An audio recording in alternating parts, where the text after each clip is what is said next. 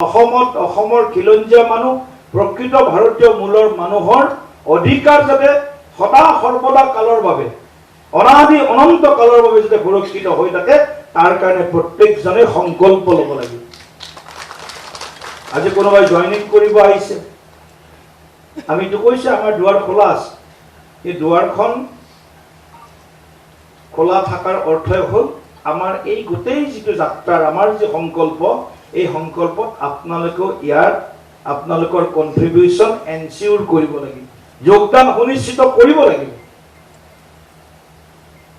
কোনোবাই সাংসদ হিচাপে হয়তো কেতিয়াবা প্ৰাৰ্থিত্ব বিচাৰিব পাৰে, কোনোবাই বিধায়ক হিচাপে কেতিয়াবা প্ৰাৰ্থিত্ব বিচাৰিব পাৰে, কোনোবাই অন্য নিৰ্বাচনত প্ৰতিদ্বন্দ্বিতা কৰিব বিচাৰিব পাৰে, বিচৰাত কোনো আপত্তি নাই।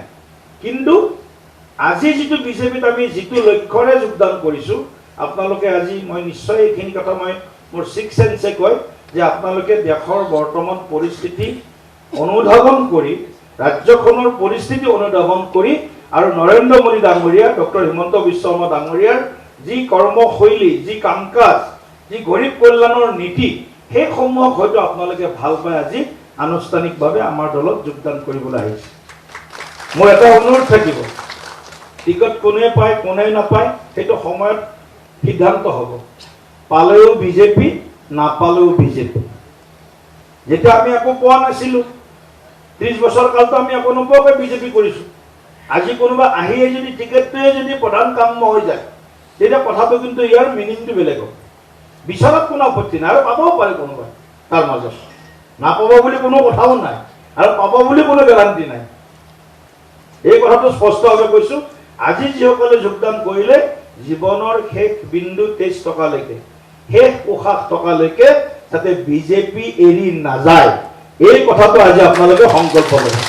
পাওঁ নাপাওঁ বেলেগ কথা, এইটো যদি সংকল্প লৈ বিজেপিত আহিছে, আজিৰ যোগদানৰ কাৰ্যসূচী আৰু ভাৰতীয় জনতা পাৰ্টীৰ যি পৰিয়াল, বৈচাৰিক যি দৃষ্টিকোণ, আমাৰ আদৰ্শগত যি আমাৰ সংগ্ৰাম, এই সংগ্ৰামত নিশ্চয় আপোনালোকেও সন্মুখৰ পৰা অগ্ৰেসৰ হিচাপে নেতৃত্ব দিবলৈ সুযোগ আৰু সুবিধা নিশ্চয় আপোনালোকে পাব।